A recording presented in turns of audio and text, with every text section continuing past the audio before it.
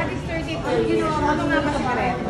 32 years. Ang dami ng pinagdaanan namin. Ang dami namin pinagdaanan ng away, challenges. Parang di naman, ano? Siyempre, marunong lang kami na hindi namin kailangan pa isa publiko. Bawat tampuhan, bawat away. Hindi lang kami masyadong yung mga cryptic post. Hindi kami maganon. Kasi, alam ko, hindi naman ako sa I'm speaking about myself. Yung iba kasi na gano'n, maaaring yun ang way nila to cope, di ba? Hindi ka nag-unfollow, tapos pa-follow mo rin. Hindi, wala nang gano'n. Kasi, minsan mas mahalata pa nila, di ba? Ano nang follow niya asawa niya? Pwede ba naman yung unfollow mo yung asawa mo, di ba? So, syempre, may mga gano'ng moment, parang kailangan i-resolve namin talaga ng kaming dalawa. Minsan, may mga nagiging instrument pa, yung mga friends namin na close friends, ganyan. Minsan yung sister, na ganyan. So, siguro, it's how you handle it pagdating sa mga misunderstandings or challenges ninyo bilang mag-asawa. And sabi ko, you respect each other's individuality. Hindi porke 32 years na kami, wala na siya dapat time sa sarili niya, dapat kailangan lagi akong kasama. Hindi pwede. Mamaya naman.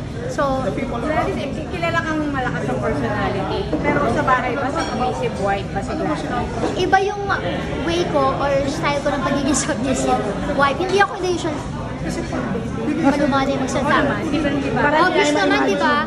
Hindi, tsaka ang plastic ko naman nun. Bebe, may kailangan pa. Hindi ganun yung style ko. Pero nasa submissive wife in such a way na pag sinabi niya na, halimbawa, hindi siya sang-ayon. So, hindi ko itutuloy. May mga ganun. Halimbawa, kasi dati sanay ako dahil panganay ako, kaya ang lakas ng personality ko. May mga desisyon ako dati na hindi ko na masyadong, nakakalimutan ko siya i-consult. Lagi ko nakakalimutan, oo nga pala, lalo na nung bago kami mag-asawa, oo nga pala, may asawa na ako. Hindi na ito desisyon ko lang. Ganun. So mga pinagdaanan namin yun na syempre ikinatampo niya, mga ganyan. Until I learned sa process, habang tumatagal, na-reach namin, kumbaga, yung maturity ng relationship. Aba, dapat lang 32 years, dapat naman ma-reach na namin yung maturity ng relationship. 32? 32 years of togetherness. 21 years of being boyfriend and girlfriend. Ay, ang aming intimacy, ang aming intimate moments, ang masasabi ko, grabe, parang hindi ko na-imagine lang na 32 years of togetherness, we're in our 40s. Akala mo, di ba parang, dapat medyo parang tinatamad ka na, wala ka ng energy. Mas bongga, guys! Ay, nakaray mo pala. Oo, bakit grabe? Nakakagulat yung pagkakagrabe. Hindi, kasi dahil di ba young love kami. Siyempre noon, parang more on mahihain lang, di ba? Siyempre, lalagang Pilipina ka. Ang dami ko pang hiya sa katawan noon.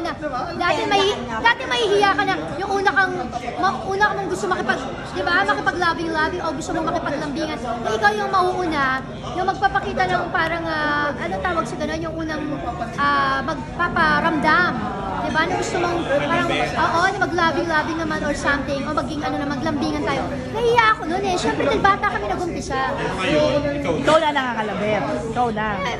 Ibig sabihin, hindi na ako yung ganun hindi Steve ang tawag doon, parang ka-shy, ka-shy, oo. Dahil mas naintindihan ko na ngayon, yung buong konsepto ng pagiging mag-asawa, na ang pagiging mag-asawa, dapat hindi kayo nahihiyang magpakita ng affection sa isa't isa. At saka yung intimate moments, importante, biniverbalize nyo pa rin yung, halimbawa, na-appreciate ko pag sinasabi ni Christopher na, ang ganda mo ngayon, bebe, yung ganyan. Or, bebe, bagay sa'yo yung damit mo na yan. Pero na-appreciate ko rin kapag siya mismo yung unang-unang, bebe kailangan mo ng medyo nag-gain ka. Kasi gano'n naman dapat ang mag-asawa, di ba? Dapat sabihin mo rin yung totoo. At purihin mo siya sa mga pagkakataon mo. Kailangan siyang purihin o karapat-dapat siyang purihin.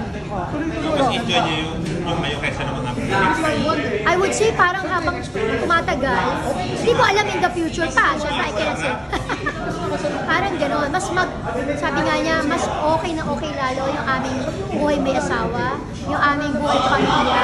At ito nga, katulad nito, pati yung aming mindset sa business, mas lalo kami unison, gano'n.